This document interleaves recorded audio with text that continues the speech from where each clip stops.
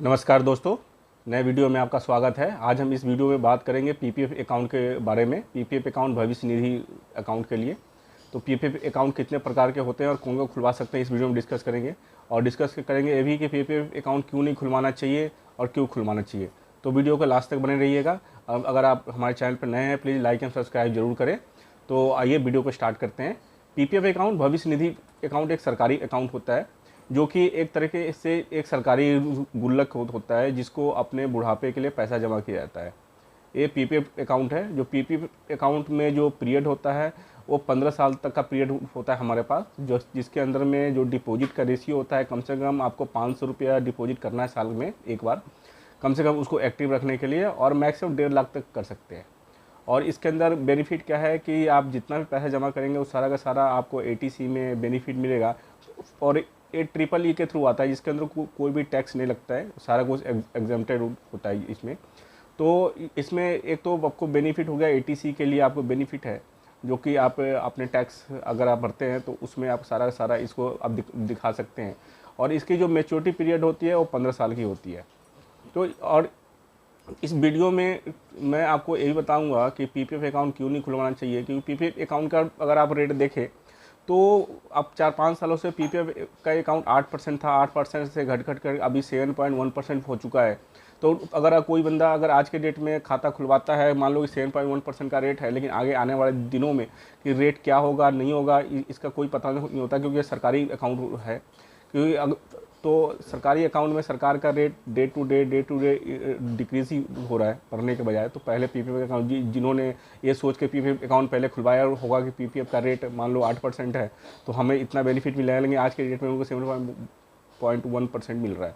तो ये थोड़ा सा इसके लॉसेस हैं कि रेट डे टू डे घट रहे हैं। इससे बेटर अगर आप अगर दूसरा इन्वेस्टमेंट देखें, म्यूचुअल फंड देखें या इंश्योरेंस इन्वेस्टमेंट है, तो इसमें अच्छा इंटरेस्ट लोगों को मिल रहा है।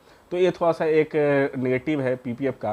लेकिन पीपीएफ एक सरकारी है तो इसके अंदर बहुत कुछ है कि आपके पैसा सिक्योर है। सबसे बड़ी चीज़ है कि सिक्योर है, और ये लॉन्ग टर्म का है तो एक अच्छा रिटर्न मिल जाता है। और इसके और भी सारे बेनिफिट क्या है कि इसमें कभी आपको लॉस नहीं हो सकता। अगर आप शेयर मार्केट या म्यूचुअल फंड में जाते हैं तो आपको रेटों में तो ज़्यादा मिल जाता है, लेकिन कभी भी मार्केट क्रैश करके आपको उसमें लॉस भी हो सकता है। तो पीपीएफ में ऐसे लॉस के चांसेस नहीं है। तो दोस्तों, ये पीपीएफ अकाउंट कहाँ कहाँ खुलवा सकते हैं वो मैं आपको बता दूँ। अब पीपीएफ अकाउंट आज की डेट में आप किसी भी सरकारी बैंक, प्राइवेट बैंक या पोस्ट ऑफिस में जाके खुलवा सकते हैं। ये सारे जो प्राइवेट बैंक है या नेशनलाइज जितने बैंक है, ये सारा जस्ट लाइक कंसल्टेंट जॉब करती है। और ये जो पीपीएफ अकाउंट है आपका गवर्नमेंट के पास ही खुलता है। तो इसमें कोई वो परेशान होने वाली बात नहीं है कि हम कहीं सरकारी बैंक में या पोस्ट ऑफिस कहीं खुलवाते हैं तो हमारा खाता वहाँ खुलता है। वो जस्ट लाइक हमारे कंसल्टेंट है, ये पैसा सारा का सारा गवर्नमेंट के पास होता है। ये सारा भविष्य निधि में जमा होता है पैसा, और ये सारा पैसा सुरक्षित होता है। पैसे हम कहीं भी खाता खुलवाए। लेकिन हम एक काम कर सकते हैं आप कि अगर आप सर्विस के रिगार्डिंग जाना चाहते हैं तो सर्विस, क्योंकि पीपीएफ अकाउंट खुलवाने में ज़्यादा परेशानी नहीं हो तो किसी भी प्राइवेट बैंक में आप जाके इमीडिएटली खुलवा सकते हैं। प्राइवेट बैंक में आजकल बेनिफिट क्या है कि आप ऑनलाइन सारा पैसा ट्रांसफ़र कर सकते हैं। सारा का सारा आप डे टू डे आप देख भी सकते हैं इंटरनेट बैंकिंग में। अगर आप प्राइवेट बैंक में देखें तो वहाँ पर क्या है, जो आपका सेविंग अकाउंट है उस सेविंग अकाउंट के साथ ऐड हो जाता है। तो आपका बैलेंस भी आपको इमीडिएटली आप देख सकते हैं। अगर जैसे आप ट्रांसफ़र करते हैं तो वहाँ ट्रांसफ़र करेंगे और आपका बैलेंस दिख जाएगा। तो ये बेनिफिट होता है आपका, जो अगर आपका नेट बैंकिंग चल रहा है किसी बैंक में और वहाँ से आप खाता खुलवाते हैं, जो कि आपको पोस्ट ऑफिस में प्रोग्राम में क्या आपको पासबुक वगैरह अपडेट कराना पड़ेगा डे टू डे। तो इसके अंदर जो पीपीएफ में है मिनिमम 500 और मैक्सिमम आप अगर 1.5 लाख रुपए जमा कराते हैं तो इसको पर मंथ भी आप जमा करा सकते हैं। और डे टू डे जा करके आप अपने अकाउंट्स में देख सकते हैं कि आपने जो पैसा भेजा वो वहाँ तक पहुँचा नहीं पहुँचा। तो इसके लिए आप प्राइवेट बैंक का आप देख सकते हैं, या जिस बैंक का आपको सर्विस अच्छा लगता है आप वहाँ जा सकते हैं। तो और भी बहुत सारे बेनिफिट्स हैं। तो अब मैं ईपीएफ, एक ईपीएफ का एम्प्लॉय प्रोविडेंट फंड होता है। एम्प्लॉय प्रोविडेंट फंड मतलब कि जहाँ भी आप जॉब करते हैं तो वो कंपनी अगर वो प्राइवेट हो या सरकारी हो, कहीं भी हो, तो आपके सैलरी से आज के 12% सैलरी जो बेसिक है उसका काट करके पीपीएफ जमा करता है, जो आपको रिटायरमेंट के बाद वो पैसा आपको मिलता है। या बीच में आप जब भी छोड़ते हैं तो पीपीएफ अकाउंट आप विड्रॉल कर सकते हैं। ये होता है सेम।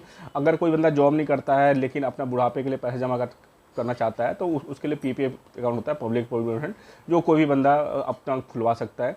तो पीपीएफ अकाउंट का एक कंडीशन है कि पीपीएफ अकाउंट आपका एक ही खुलता है, वो इंडिविजुअल होता है। अगर कोई रेजिडेंस इंडियन है वही खुलवा सकता है। कोई बाहर का बंदा है, कोई एनआरआई है, वो पीपीएफ नहीं खुलवा सकता। वो रेजिडेंस इंडियन है वही पीपीएफ अकाउंट खुलवा सकता है। और इसके अंदर क्या है, क्या जो रेट ऑफ इंटरेस्ट होता है, जो नॉर्मल भी है, वही आपके पीपीएफ का भी है। तो क्योंकि ये गवर्नमेंट का खाता है तो आपका रेट सेम ही होता है इसमें। तो आप अगर पीपीएफ अकाउंट खुलवाना चाहते हैं तो या तो प्राइवेट में या सरकारी भी कहीं भी बैंक या किसी पोस्ट ऑफिस के थ्रू आप जाकर खुलवा सकते हैं। आजकल ऑनलाइन भी पीपीएफ अकाउंट खुल जाता है। तो पीपीएफ अकाउंट के लिए आप ऑनलाइन भी आप ओपन करा सकते हैं, ऑफलाइन भी करा सकते हैं, किसी बैंक में विजिट करके आप खुलवा सकते हैं खाता। तो पीपीएफ अकाउंट का ये सारी है कारण कि अगर आप बुढ़ापे के लिए पैसा जोड़ना चाहते हैं तो बेस्ट ऑप्शन है, क्योंकि ये सिक्योर पैसा होता है। और पीपीएफ अकाउंट क्या है, प्री मेच्योर भी आप इसको करा सकते हैं। मान ली कि आप अगर कहीं पीपीएफ अकाउंट खुलवाते हैं तो पैसे की ज़रूरत आपको पड़ जाती है, तो 5 साल के बाद आप इसमें पार्सली विड्रॉल कर सकते हैं। लेकिन इसमें कुछ टर्म कंडीशन होता है। अगर आप पीपीएफ अकाउंट में हैं तो अगर कोई मेडिकल इशू है या कोई हायर एजुकेशन है तो उस पर्पज़ के लिए आप इसमें से आप प्रीमेच्योर कर सकते हैं। लेकिन आपको 15 साल तक आपको चलाना है। और इसके अंदर क्या है कि अगर आपको 15 साल का पीरियड हो चुका है तो आप इसको एक्सटेंड भी कर सकते हैं। मान लीजिए कि आपने 15 साल इसमें जमा किया है और इस पैसे को आपको ज़रूरत नहीं है, तो आप उसको 5-6 साल के लिए आप चाहे तो एक्सटेंड कर सकते हैं। उस पीरियड में आपको केवल पैसे आप दे भी सकते हैं, नहीं भी दे सकते हैं। तो आपका वो पैसा गवर्नमेंट के पास रहेगा और आपको इंटरेस्ट मिलता रहेगा।